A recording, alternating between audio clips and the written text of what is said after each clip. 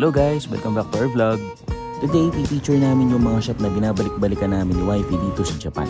Yung first shop ay yung pinakasikat, which is, syempre, Don Quijote. So far, tatlo sila. Yung basic Don Quijote, Mega Don Quijote, at pag outside Japan, Don Donki. Imposibleng pumunta ka ng Japan na hindi mapupunta sa Don Quijote. Dahil napaka-convenient niya. Lahat ng kakailanganin mo, meron siya. At reasonable yung pricing.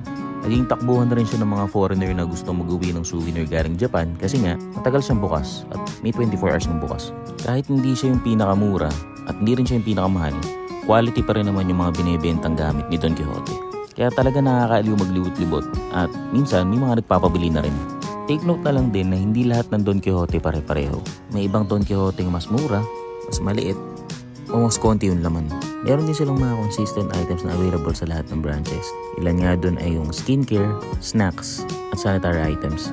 Parate sa style ni Don Quijote yung pagiging crowded, nakakaligaw, at yung pagiging makulay niya. At syempre, hindi rin mawala yung sikat na penguin mascot nila na si Don Pen.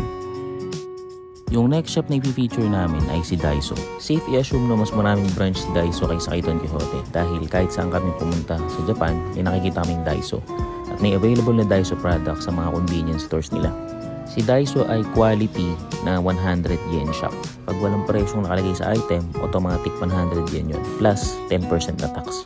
Kung magtatagal kayo sa Japan, I suggest na hanapin muna sa Daiso yung kung ano mang kailangan nyo para wala kayong pagsisihan kung bibili kayo sa ibang shop. Lahat nagsashopping sa Daiso, mayaman, mahirap, foreigner o hindi. Kasi meron nga rin sa lahat, mula gardening supplies, electronics, makeup, cosmetics, cleaning products, lahat-lahat na siguro na kailangan mo sa buhay, meron sila. Siyempre, bukod yung appliances dun. Budol si Daiso, pero may pakinabang yung mga mabubudol sa'yo. At hindi masakit sa wallet dahil reasonably priced lahat na nasa Daiso. Hindi lang si Daiso ang 100 yen shop sa Japan, pero highly recommended ko siya. Hindi lahat ng Daiso pare-pareho. Depende sa branch yung availability ng ibang design ng mga gamit nila. Pero rest assured na kung wala sa branch na to, sa ibang branch, baka meron na. So far, swerte kami ni Wifey na yung malapit na Daiso sa amin, malaki at kompleto. Kaya kung may kailangan kami ni Wifey, doon agad kami tumatakbo sa Daiso. Mura kay Daiso at mas makakatipid ka kung ang bibilin mo lang ay yung kailangan mo lang talaga. Nakakaaliw kasi talaga maglibot-libot at dahil nga nasa isip mo na mura siya, parang ang sarap kumuha ng marami. Pero tandaan, mayroon pa rin 10% na tax kaya baka magulat ka pagdating sa counter, mahal na yung babayaran mo. Maganda kay Daiso kahit mura na, may mga minamarkdown pa siyang item.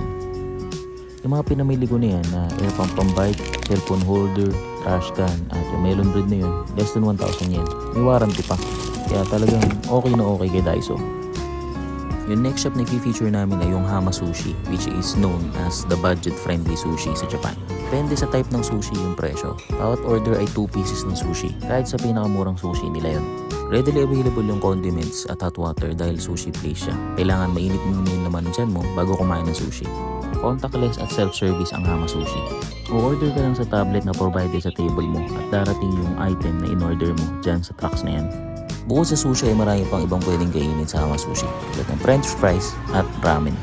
Highly recommended at babalik-balikan mo talaga si Hama Sushi. Next shop is Katsuya. Kung mahilig ka sa katsu, this is the perfect place for you. Karaniwan ng Katsuya ay open 24 hours kaya kahit anong oras ka mag-crave, pwede mo siyang puntahan. Sulit dahil most of the meals na available ay less than 1,000 yen. Tandaan pang servings kaya sulit at busog talaga kung sa Katsuya ka pupunta. So ayun, so far yun yung mga shops na frequent namin dito sa Japan. Hope this helps. So don't forget to like, share, and subscribe and hit the notification para updated kayo sa mga upcoming vlogs namin. Thank you and see you!